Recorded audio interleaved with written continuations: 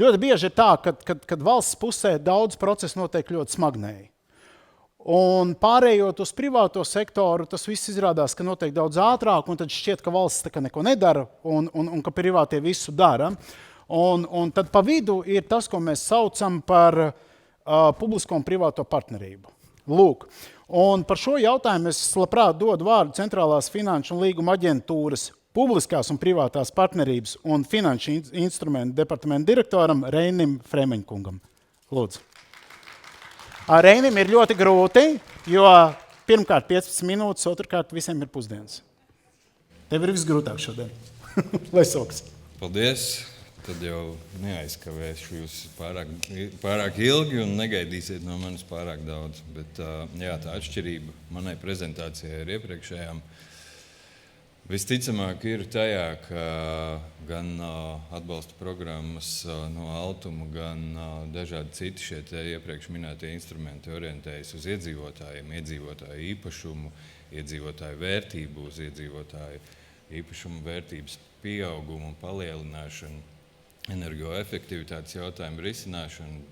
Savukārt publiskā un privātā partnerība ir tas, ko publiskais sektors ar šo te instrumentu, kas ir publiskā privātā partnerības modeļa piemērošanu, risina lielās kategorijās šo te vienu vai otru sabiedriski nepieciešamību.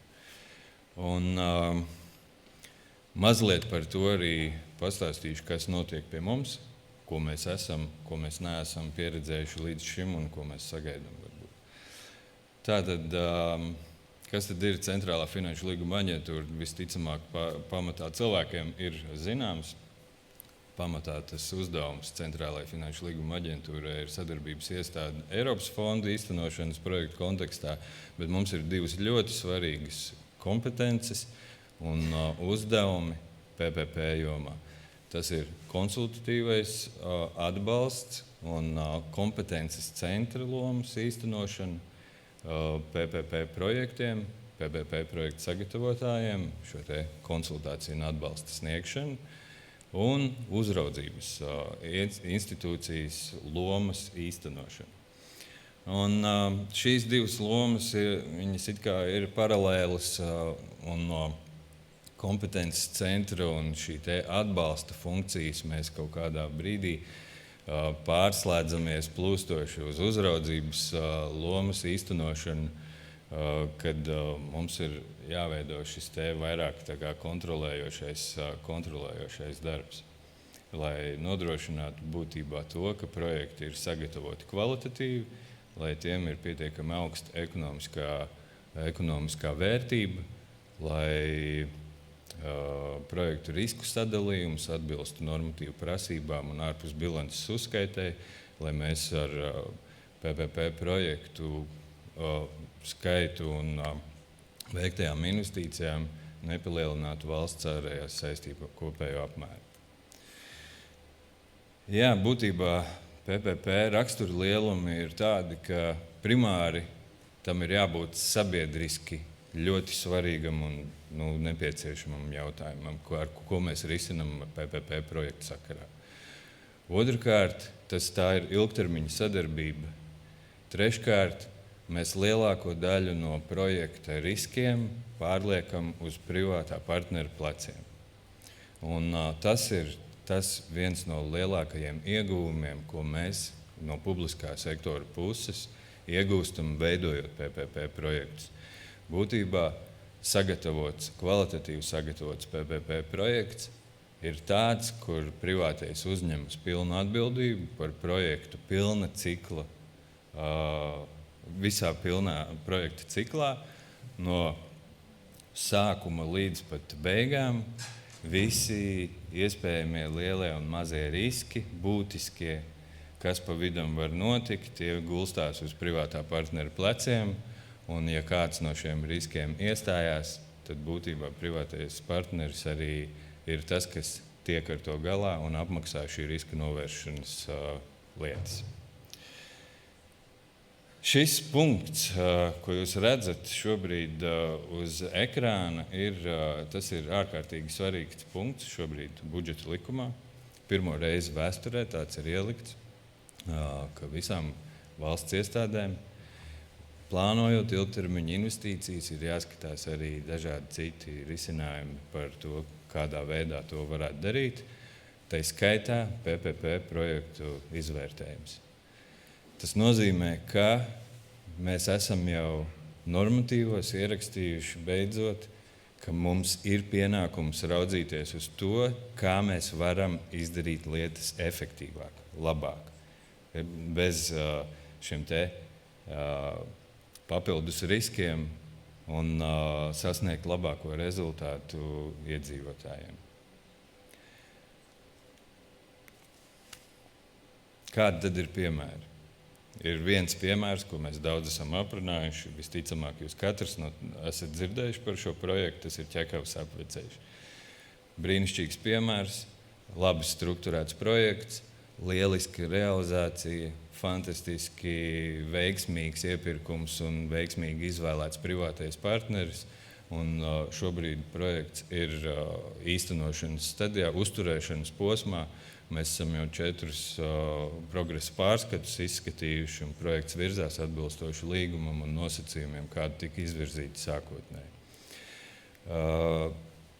Latvijas valsts ceļi strādā pie nākošā projekta, kas ir Bauskas apveceļš. Tas ir līdzīgs projekts, līdzīga struktūra projektam, līdzīga pieeja. Ir, protams, mainījušies apstākļi un mainījusies pasaule kopš tā laika, kad sāka strādāt pie Ķekavas apveceļa projekta, bet būtība un pamata struktūras lielās lietas ir nemainīgas arī šim. Šis būs noteikti, un noteikti viņš būs nākošais ceļu projekts, kas ir pietiekami svarīgs. Par mājokļiem runājot, tad mēs nonākam pie laikam šodienas tā lielā jautājuma un svarīgā jautājuma. Jā, arī PPP projekti tiek plānoti mājokļu jomā. Mājokļu programma tika izstrādāta un apstiprināta ministra kabinetā 24. gada vasarā ar Eiropas Investīciju bankas finansiālu un metodisku un ekspertu palīdzību līdz šī gada, līdz iepriekšējā gada nogalē tika sagatavot finanšu un ekonomiskie aprēķini mājokļu programmas pirmajai kārtai, kurā lēmušas par dalību šajā programmā un mājokļu pieejamu īres cenu mājokļu būvniecību ir nolēmušas 7 pašvaldības. Es ieteiktu nepievērst uzmanību tik daudz šiem te konkrētajiem skaitļiem, kas šajā slaidā ir, jo vēl joprojām notiek dokumentācijas un pašu projektu struktūras gatavošana un būs vēl konkurss pa vidu. Līdz ar to šis viss ir ārkārtīgi provizoriski, bet tie parametri, par ko mēs runājam, ir vairāk kā 100 miljonu investīcijas, apmēram 1400 dzīvokļu būvniecību un 7 pašvaldībās. Ja nekas no tā nemainās, tad tie parametri ir pietiekami nopietni, lai mēs varētu teikt, ka šim projektam ir ļoti nopietni ietekmi Latvijā uz konkrētu mājokļu jautājumu risināšanu, un 1400 mājsaimniecības varēs uzlabot savu dzīves kvalitāti. Ko es gribētu īpaši uzsvērt šajā projektā? Ja mēs skatāmies uz iepriekš slaidos bijušajiem ceļu projektiem, tad tie ir salīdzinoši tādi. Es nevaru teikt par jebkuru PPP projektu, ka tas ir vienkārši, bet ceļu projekts strukturēti ir daudz vienkāršāks nekā šis. Jo Latvijas valsts ceļiem ir skaidrs, ir viens publiskais partneris, ir privātais partneris finansētājs un visa projekta struktūra uzbūve. Ja mēs skatāmies uz mājokļu programmu, tad šeit ir daudz sarežģītāk, un mēs esam visi kopā, un it sevišķi jau tie, kas ir iesaistīti projekta sagatavošanā, viņiem priekšā stāv ļoti nopietni uzdevumi, jo mēs esam publiskā sektora pusē ļoti sarežģītā struktūrā. Mums ir valsts, kas ir deleģējusi savai kapitāla sabiedrībai veikt uzdevumus. Mums ir, kas būtībā visu projektu īstenošanu. Valsts nekustamo īpašumu rokās, valsts dod savu subsīdiju, bet patiesie labumu guvēji un patiesie publiskie partneri ir 7 pašvaldības, kurām arī ir jāatrod veids, kādā veidā sadarboties ar valsts nekustamiem īpašumiem, ievērojot normatīvu bāzi, ievērojot labas sadarbības principus, uzticēšanos un tā tālāk. Mūsu uzdevums ir šajā visā struktūrā atrast tos argumentus, kas atbild uz mums nepieciešamiem jautājumiem par risku sadalījumu un par ekonomisko ieguvumu. Un jāatzīst, nevienam no mums nav pieredzes perfekti skaidrs šajā te jautājumā. Mēs visi ejam šim posmam pirmo reizi cauri. Mums visiem ir daudz jautājumu un daudz pārsteigumu, un mums visiem ir vienkārši jābūt pašpārliecinātiem, ir jāuzticās vienam otram, un ir jābūt kopīgam mērķim. Tad es esmu pārliecināts, ka mēs tiksim uz priekšu. Lai neaizkavētu vispārāk daudz, man nav gara prezentācija, bet tas, ko mēs darām aģentūrā, ir lai noskaidrotu publiskā sektora kopējos šos te plānus. Mēs arī šogad veicām, pareizāk sakot, pagājušā gada beigās mēs veicām aptauju publiskā sektorā iestādēm un kapitāla sabiedrībām par to, vai un kādas varētu būt PPP projekta idejas. Mēs izsūtījām nenormāli daudz šos te aicinājumus, bet saņēmām 96 aizpildītas aptaujas, kas arī nav maz, ņemot vērā to, kā ir iepriekš gājis ar PPP vispār izpratni un idejām. Kopumā 46 projektu idejas esam saņēmuši, kas, manuprāt, ir izcils rezultāts. Tiešām ņemot vērā, ka PPP vēl joprojām ir ļoti daudz mītiem pilns saistīts un ar ļoti lielu baiļu kaut kādu šo te devu klāt. Tās jomas, kurās ir šīs te projekta idejas kopumā, tie ir mājokļi, komunālā saimniecība, sports, izglītība un transporta infrastruktūra, un atbilstoši šīm te funkcijām un piederībai arī starp pašvaldību valsts iestādēm šīs te sadalās. Tas ja mēs latgalēji piesaistām visu šo, mums ir 2 atbildējuši Daugavpils pašvaldība un Prēļi.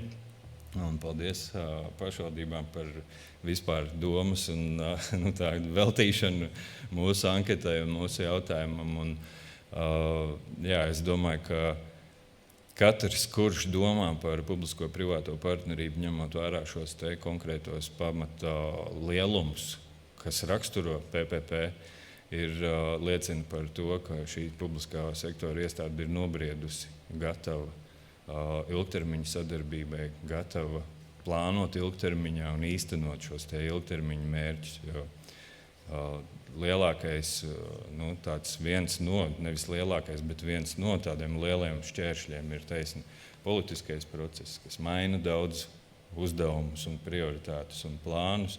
Un šiem te lielajiem strateģiskajiem, valstiski vai sabiedriski nozīmīgajiem mērķiem ir jābūt tādiem, kas iet pāri šim te ciklam. Un, mēs aptaujā arī uzdevām tādus jautājumus, kas ir šie šķēršļi, kas ir tas, kas varbūt traucē jums pat domāt par PPP projektu īstenošanu, tad mēs sastopamies jau ilgstoši ar vienām tām pašām atbildēm. Tā ir ierobežoti budžeta līdzekļi, aizņemšanās limiti pašvaldībām noteikti, laika, komanda, resursu trūkums, kapacitātes trūkums īstenot, sagatavot šos te PPP projektus. Un man jāatzīst, man ir arī pašam pieredze pašvaldībā strādājot nereti, ja arī kaut kāda pieredze ir bijusi, tad, ja projekts netiek īstenots un kaut kā netiek institucionalizēta šī pieredze konkrētā vienībā, tad šī te iegūtā pieredze izplēna un viņa nepāriet uz priekšu. Protams, ka katram publiskā sektora pārstāvim, lai kur tas būtu valstī vai pašvaldībā, ir nepieciešams atbalsts, ir nepieciešama pieredzes apmaiņa un individuālas PPP ekspertu konsultācijas. Un šī ir sadaļa, ko mēs aģentūrā darām PPP kompetences centra šajā te funkcijas ietvarā. Mēs regulāri konsultējamies un uzrunājam tos, kuri vēlās īstenot projektus, kuriem ir nepieciešams atbalsts un meklējam veidus, kā mēs varam palīdzēt.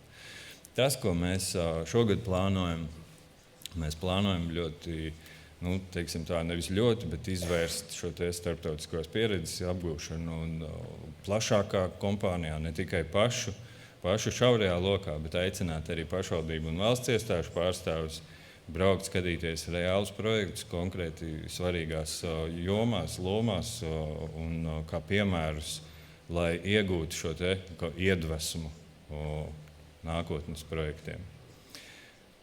Ko mēs varam mācīties no iepriekšējiem projektiem, kas ir tikuši gatavoti un sagatavoti? Manuprāt, svarīgākais, ko es to daudz kur esmu teicis, bet es to gribu vienmēr uzsvērt. PPP projekts var šķist mulsinošs no tā, ka tur ir daudz iesaistīto no paša sākuma jau. Ir konsultanti, ir pats privātais, tad ir uzraugi, tad ir kompetences centrs, tad ir atbildīgās ministrijas, tad ir pašvaldības pārstāvji, tad ir politiskā vide un tā tālāk. Ir jāatrod tas centrs publiskā sektora projekta tajā sagatavotāja institūcijā, kas uzņemās šo te projektu īpašnieku lomu. Un jāsaglabā šī te projekta saimnieka pieeja un saturs, lai nodrošinātu to, ka publiskā sektora projekta sagatavotājs perfekti pārzina to, uz ko viņš parakstās, kādēļ, kādi būs ieguvumi un kādi ir potenciālie riski katrā konkrētajā projektā. Būtībā uzņemties atbildību par to, ko mēs plānojam un ko mēs darām. Tā kā tas arī laikam būtu mans novēlējums un noslēgums. Jā. Būsim saimnieki, katrs savā druvā. Paldies! Pirms mēs pabeidzam šo paneļa diskusiju un to uzstāšanos, saku lūdzu, tas nozīmē, ka viena lieta, ko tu teici, ka laikam baigi vairāk komunicēt savā starpā, lai nonāktu līdz šiem projektiem, lai viņi spētu labāk izprast. Pareizi? Jā, protams. Jā. Un jūs esat tā ļoti aktīvi tādā izglītojušā darbā, vai tomēr kā jūs to praktizējat? Ļoti aktīvi. Tas ir tāds, kādā gradācijā un skalā mēs raugāmies, bet jā, savu iespēju robežās mēs darām visu un visos iespējamos formātos, ko mēs vien varam. Jā. Labi. Un tad man sanāk tā kā divi jautājumi šoreiz. Proti tavs novēlējums Latgales novadiem un valstspilsētām un novēlējums Latgales iedzīvotājiem.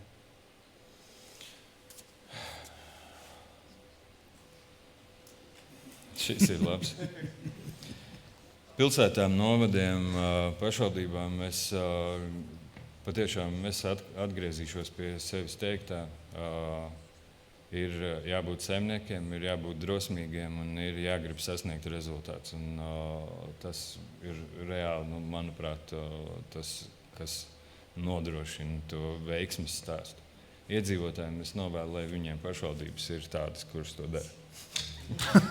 Paldies! Bravo! Super! Šis bija labi. Lieliski! Paldies!